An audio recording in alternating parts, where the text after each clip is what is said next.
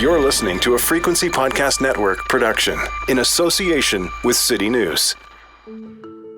Generally speaking, Canada Day on Parliament Hill is a big party. It's a celebration of all the good parts of an imperfect country. A friendly time for one and all. And it might be exactly like that this year. Then again, it might not. It may have started with some truckers upset by the cross-border vaccine mandate, but it's morphed into a rallying cry for people with a variety of grievances. I'm staying. I'm not leaving until the mandates are gone. Not gonna end. Until they do something, it's not gonna end. As thousands and thousands of Canadians celebrate their nation's birthday, a much smaller number will be at Parliament Hill to resume the Convoy protests that brought the capital to a standstill in January. Many of the organizers say that they will be there to peacefully protest, to hopefully win support for their cause. A couple of others don't say that.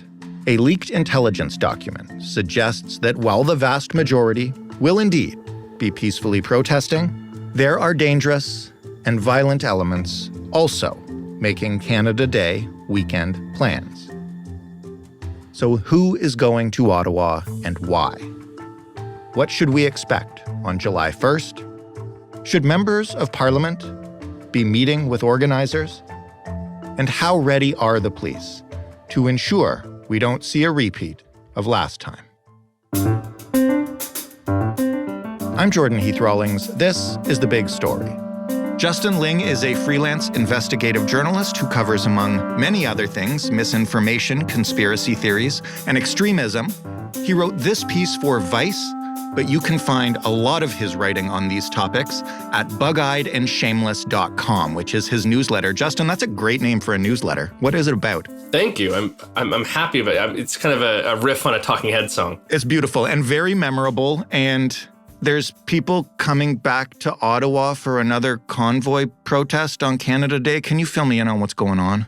Yeah, so I mean, I think this has been in the cards basically since the convoy was first cleared in February. I mean, there have been sort of these prognostications from the convoy leadership that, this is going to continue.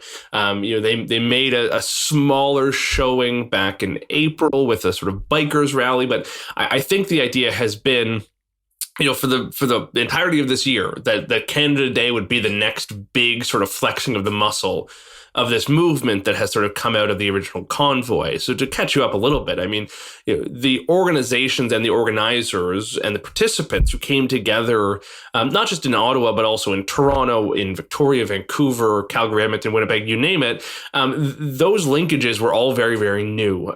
You had never seen the sort of collaboration and connections between these anti-vaccine, anti-government, right-wing groups prior to this convoy, at least not on the scale that we saw during the convoy. And coming out of the occupation, you saw a bunch of social media channels light up and continue to be active. You saw a lot of collaboration and cooperation between those organizations. You saw new groups pop up, new organizers emerge, new figures sort of take center stage. And it has been a really interesting sort of recalibration of this whole movement. Obviously, a bunch of the most public-facing figures from the original occupation are either in jail or awaiting trial and are largely forbidden from taking part in this movement. So you've seen others step up to sort of fill that gap. And these are the folks who are kind of getting things in motion to show up on Canada Day. In many cases, they're already in Ottawa. They've been holding a conference for the past several days. They're gearing up to try and show the country that they're not done yet. It's not time to count them out. Many of the vaccine mandates may be gone, but their work is not over. So at the center of the, I guess I'll call it a preview story of this convoy occupation that you wrote for Vice, is a leaked intelligence report, which I understand you've since published on your newsletter. Mm-hmm. Where did this report come from? What exactly does it say about this protest?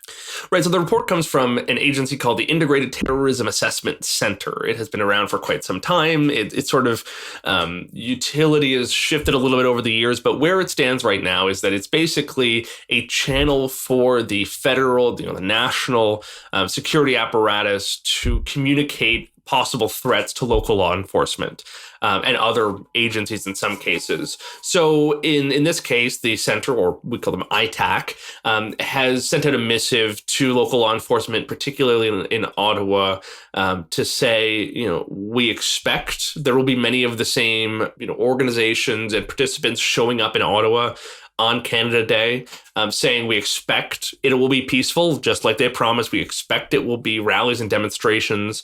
But otherwise, they have not seen evidence there will be a sustained occupation, no evidence that violence will be carried out, no evidence that there will be targeted actions against politicians or the prime minister or what have you. But here's the big caveat. What ITAC does in particular, it doesn't have its own operatives. It doesn't do wiretaps. It doesn't have undercover informants. It largely collects open source intelligence and sort of receives some information from the other espionage and national security agencies. Right. And what ITAC is really good at is sort of, combing through a lot of the open source stuff, a lot of the things that are being said on social media, on message boards, being said by, some smaller groups, some possibly, they call them IMVE actors or ideologically motivated violent extremist actors. And ITAC in this case is noting an alarming rise in anti-government and especially violent anti-government rhetoric in advance of Canada Day. It makes very clear that it does not expect that this rhetoric is going to translate into real world violence, but it says it can't discount the possibility. It's picking up on increasing language from some of these groups that they're tired of the peaceful protest. They're tired of going through things the quote unquote, proper way. They're increasingly talking about the need to arrest public figures and the prime minister. They're increasingly talking about the need to carry out some sort of more kind of muscular response. In some cases, maybe in retribution for the police operation that happened in Ottawa in February. And ITAC notes that this is a real problem. And it could actually lead, maybe not on Canada Day, but maybe some point in the future, it could actually lead to a lone wolf attack or to a small group carrying out maybe even just an unsophisticated attack or targeted harassment or what have you. ITAC is basically drawing a big red circle around this and saying, we have to be worried about this. In a second, we'll get to differentiating, I guess, the small groups that could be prone to violence from the large number of people that are apparently there to protest. But since you mentioned there's a conference going on right now, and a number of these folks are already in Ottawa, I understand a few days ago they were inside the Parliament buildings. What was that about? Yeah, so it's an interesting problem. So there's been a guy who since earlier this year, around March, April, has been running from Vancouver to Ottawa. His name is James Topp. He's a veteran. He's a former member of the reserves. He's been in the process of getting released and being court-martialed because he recorded a video of himself in uniform endorsing the convoy. And the in uniform piece there is really important. He's not being punished because he supported the convoy. He's being punished because he used the uniform of the Canadian Armed Forces to do so, which is completely improper. So ever since then, he's been running across the country in opposition to vaccine mandates, in support of police officers, Canadian Armed Forces personnel, bureaucrats, civil servants who have been released from their jobs for refusing to get vaccinated. Now, James Topp is not a particularly radical figure, best as anyone can tell. He has made some, I think, alliances with some more rabidly anti-vaccine groups, in one case with a more extremist organization. But generally speaking, James Topp's message has been, I don't want to talk about vaccines. I want to talk about vaccine mandates. Right. I want to talk about, the public servants who have been, who have left their jobs because of this. And, when he got closer and closer to Ottawa, he clearly, made some good connections with conservative members of parliament, apparently also one NDP member of parliament, but we haven't actually heard from them. He, in some cases, done interviews, conversations with some of those MPs. And when he showed up in Ottawa, many of those MPs came out to shake his hand and, in some cases, to sit and listen to him speak. That in and of itself, I don't think is a great surprise. I mean, this guy's a veteran. Right. He just, schlepped, most of the way across the country. And again, it's specifically about vaccine mandates in his case. But here's the thing, when some of those MPs showed up to the committee room where he had been invited to speak, they noticed two guys flanking him. One of the guys was Tom Marazzo, the former spokesperson for the occupation, and another guy named Paul Alexander, who's a former Trump administration advisor. He's Canadian, but he has espoused some of the most ridiculous and anti-scientific, anti-vaccine nonsense you can imagine. He is one of the most influential and public anti-vaccine doctors in the world right now. And I know a couple MPs saw this and went, James, nice to meet you. I'm taking off. I know a couple MPs sat in the committee room, listened to a part of the presentation, got up and left. But many of the MPs stayed. Right. And we're talking about somewhere around a dozen MPs who sat in that room, who listened to Paul Alexander wax about how these vaccines are incredibly dangerous and how they've killed children and how masks are dangerous and PCR testing is fake and public social distancing is a farce and a scam. They sat and they listened to this, and they also sat and listened to Tom Marazzo, rant about the tyrannical government that had cracked down on the occupation in Ottawa, including a line where he says that he thinks Canada's slipping towards a civil war, and the only way to prevent it is to collaborate with him in his movement. So, this is completely unhinged. And those MPs sat in that room. And towards the end, one MP in particular, Jeremy Patster, put his hand up and says, thank you so much for coming. You have supporters. You've always had supporters. Good luck. Others shook hands, took pictures with them. And this has been probably the most high profile and significant platforming of this movement since this whole thing began. So just quickly, before we get on to the more extremist stuff, you mentioned vaccine mandates, and that's what TOP is there to protest. Haven't most restrictions around COVID basically everywhere in the country been lifted already? Listen, if you could understand it back in February, maybe that's one thing, but there's nothing now. What are they so angry about? I think in many cases it's mandates for public sector workers. They are now advocating strongly that anyone removed from their jobs or suspended for not being vaccinated should be reinstated and reimbursed for the time they were off work, which, I think it's not a completely obscene position, but I think it's a clear sign that the goalposts are moving a bit. This movement, by and large, is not going to be satisfied with any reasonable policy position. Right. I don't want to speak for James Topp because I do believe that there's a real chance that his concern really is about folks who have been removed from their jobs, folks who have gone through hardships because they won't get vaccinated, and fair enough. But many of the other people backing this movement, the folks who organized the occupation, the folks who are supporting the Canada Day rallies, the folks who are, behind James Topp, they don't care about vaccine mandates. They believe the vaccines themselves are dangerous. You've heard language from these people that has said bluntly they won't be happy until the government stops recommending vaccines altogether.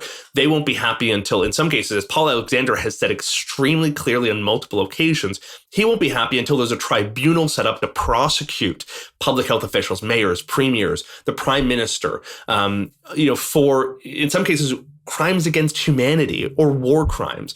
Tom Marazzo was tweeting earlier this year that he won't be happy until Doug Ford and Justin Trudeau are tried and prosecuted for attempted murder. This is what these people want in many cases. It is not a reasonable policy aim. It is nothing less than a retribution for many public officials.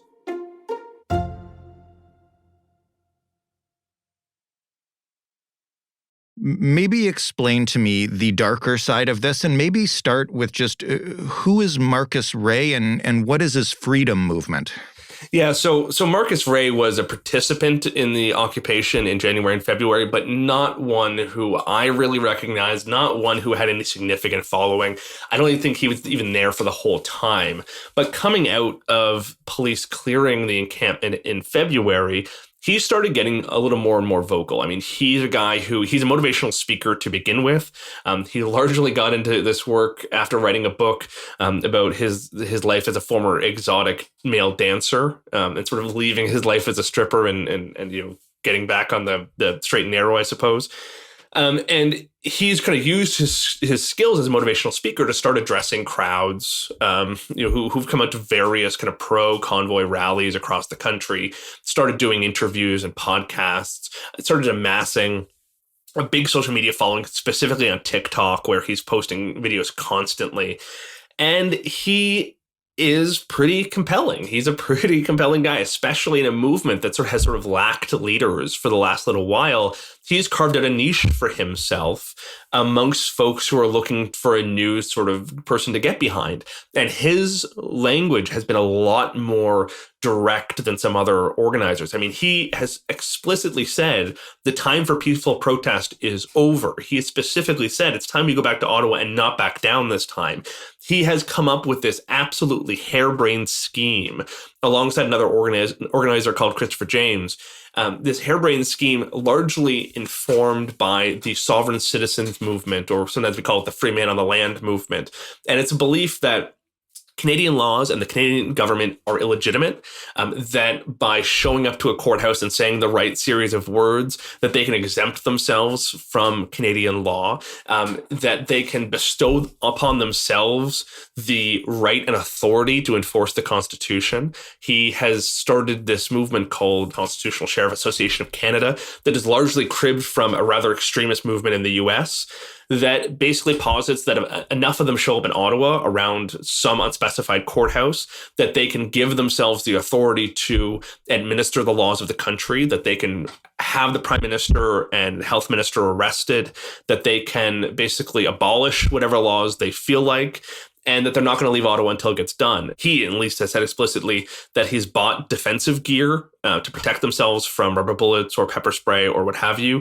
They said clearly they're not going to back down when police show up. Their plan is to surround a courthouse and not leave until they get their way. This is an extremely concerning development, but I think it's an inevitable one. I mean, the language from this movement has been since the very beginning, we are on the side of right, we're on the side of good. The government is tyrannical, it is authoritarian, it is illegitimate, and we won't stop until we get our way. The one thing that I found fascinating in your piece was the sort of schism that seems to be developing between different parts of this movement, between folks like James Topp or folks like Marcus Ray. Can you kind of describe what's happening there? Because it seems like a few months ago, they were much more on the same page, and now there are some wildly different objectives.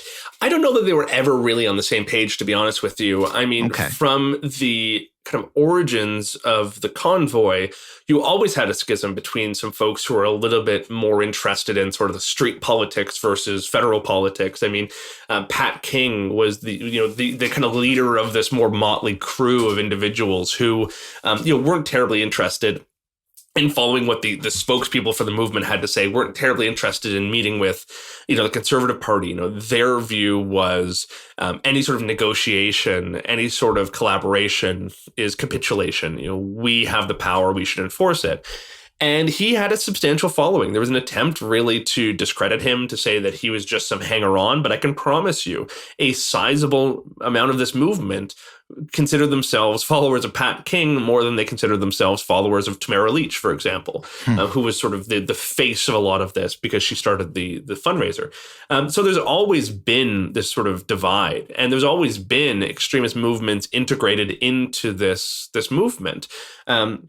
There has been an attempt to say that the extremist movements are, again, only hangers-on, only followers, only trying to exploit this grassroots movement. But I can tell you that's wrong. There's a group called Diagolon, led by a guy named Jeremy McKenzie. It's sort of a loose-knit group of kind of far-right streamers, many of whom have expressed white supremacist, anti-Semitic, almost in some cases neo-Nazi beliefs. Right. They have been celebrated within the Convoy movement. There has, for example, James Topp has gone on Jeremy McKenzie's podcast and had a pleasant conversation. I mean, they are not ostracized by any means.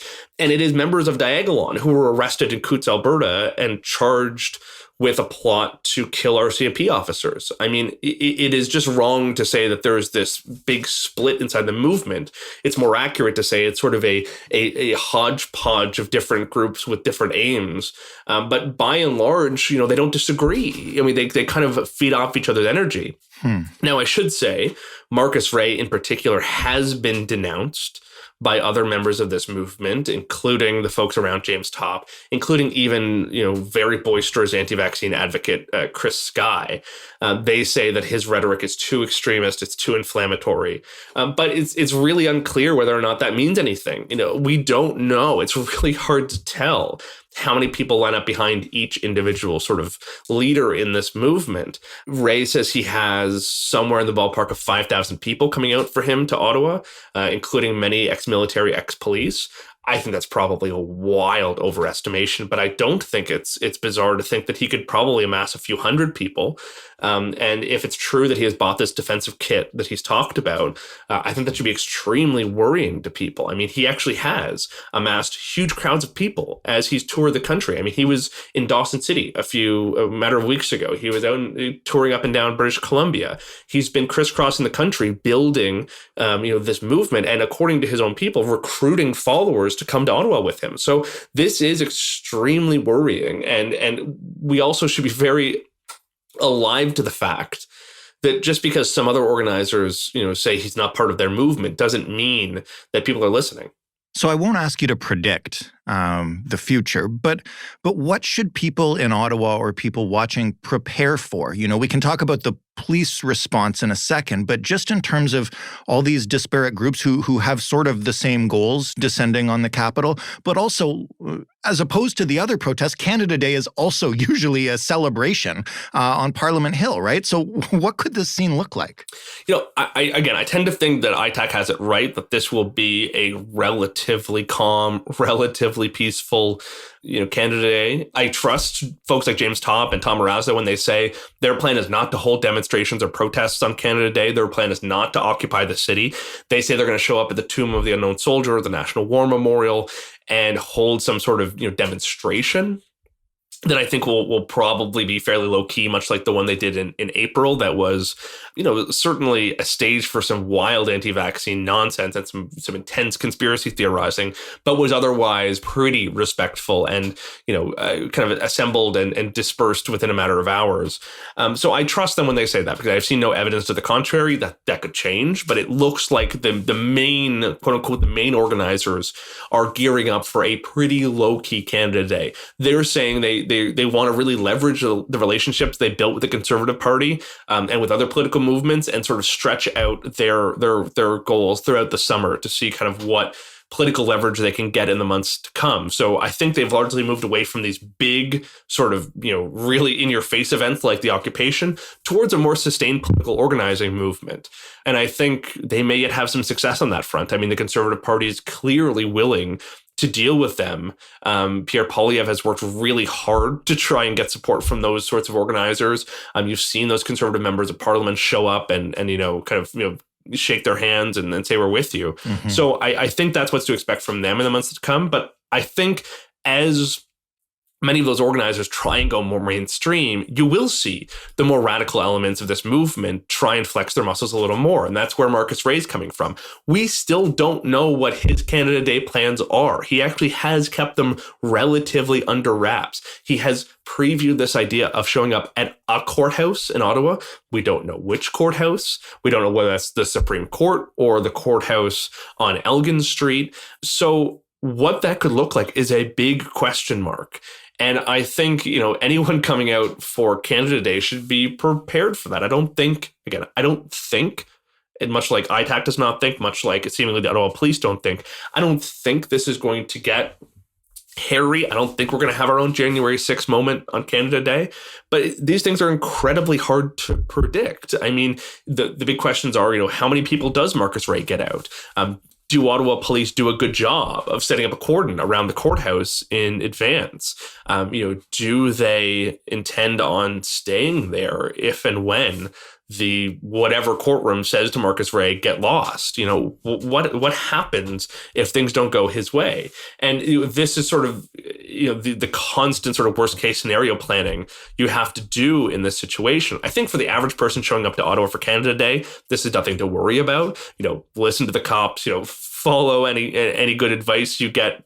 Follow the news. keep tabs on Twitter or Facebook or whatever.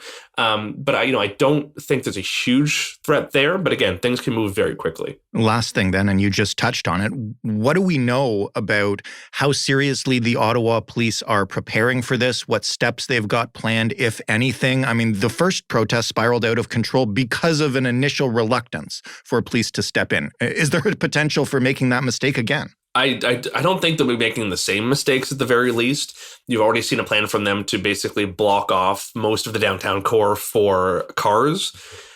So I don't foresee another, occupation of downtown. And what's more, like I said, the main convoy organizers are not talking about an occupation. They're not telling people to drive into the downtown core. They're not planning for any huge protest or rally. So, I think on that front, the Ottawa police are probably pretty well set.